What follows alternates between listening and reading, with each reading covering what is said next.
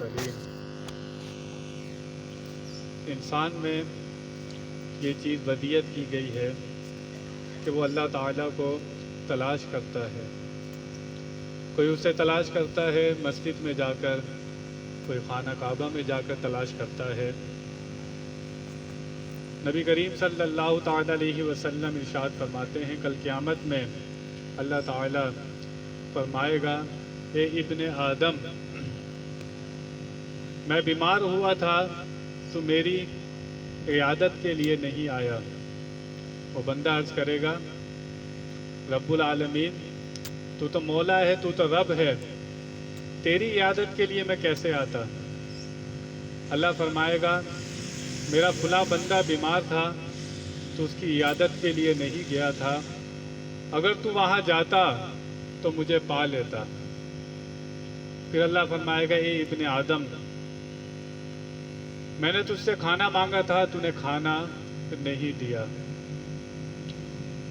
اگر وہ بندہ کہے گا یا اللہ میں تجھے کھانا کیسے دیتا؟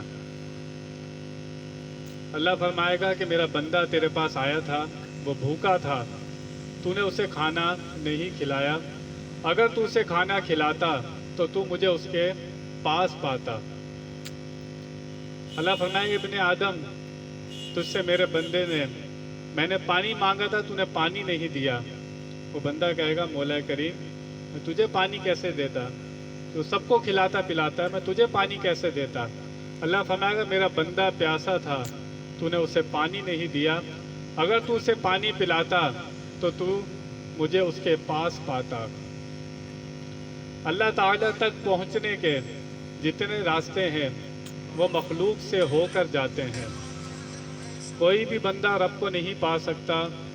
جو بندہ اس کی مخلوق پر ظلم کرتا ہوگا، اس کی مخلوق کو ذلیل کرتا ہوگا، اسے حقارت سے دیکھتا ہوگا، اس کا حق کھا گیا ہوگا اور طرح طرح سے اس میں ظلم و ستم کیے ہوں گے، اگر بندہ رب تک پہنچنا چاہتا ہے تو وہ راستہ مخلوق سے ہو کر رب تک جاتا ہے۔ ایسا نہیں ہو سکتا کہ وہ مخلوق پر، اللہ کی مخلوق کو اس پر ظلم و ستم کر کے وہ اللہ کو پالے، ایسا نہیں ہو سکتا۔ اگر بندہ بیمار کی عیادت کرتا، اللہ فرماتا ہے میں اس کے پاس ہوتا تو مجھے پا لیتا۔ اسی طرح اگر ہم دیکھیں آج ہمارے معاشرے میں کیا حال ہے، ہم تو لوگوں کا پانی بند کرتے ہیں پلانے کے بجائے۔ آج یہاں تک مسلمان پہنچ چکا ہے۔ حدیث شریف میں آتا ہے کہ جسے لگے اس کے گناہ بہت ہو گئے ہیں، حضور فرماتے ہیں وہ لوگوں کو پانی پر پانی پلائے، اس کے گناہ ختم ہو جائیں گے۔ تو رب تک اگر جس کو پہنچنا ہے، ہم نے دیکھا اللہ والے، آپ داتا صاحب کو دیکھیں، خواجہ صاحب کو دیکھیں، ان کے زمانے میں بھی لوگ وہاں پر کھایا پیا کرتے تھے، وہ مخلوق کی داد رسی کیا کرتے تھے۔ آج بھی ان کے مزار ہزار ہاں کروڑوں لوگ وہاں سے کھاتے ہیں اور پیتے ہیں۔ انہوں نے اپنی زندگی کا مقصد مخلوق کی خدمت کو بنایا تھا۔ ان کو یہ پتا تھا کہ رب تک پہنچنا ہے تو وہ راستہ مخلوق سے ہو کر جاتا ہے۔ تو جب تک جو شخص اللہ تک پہنچنا چاہے وہ مخلوق کی خدمت کرے، مخلوق کے لیے، اللہ کی مخلوق ہے، حسد نہ رکھے، اپنے دل میں بغض نہ رکھے، اس سے عداوت نہ رکھے۔ یہ اللہ کی مخلوق ہے، اللہ کو اپنی مخلوق سے بہت محبت ہے۔ جب اللہ اپنی مخلوق سے محبت فرماتا ہے، ہم اس سے نفرت کر کے اللہ کو کیسے راضی کر دیں گے؟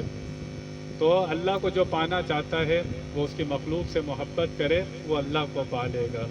اللہ تعالی ہمیں مخلوق کی خدمت کی توفیق عطا فرمائے۔ وآخر دعوانا ان الحمد للہ رب العالمین۔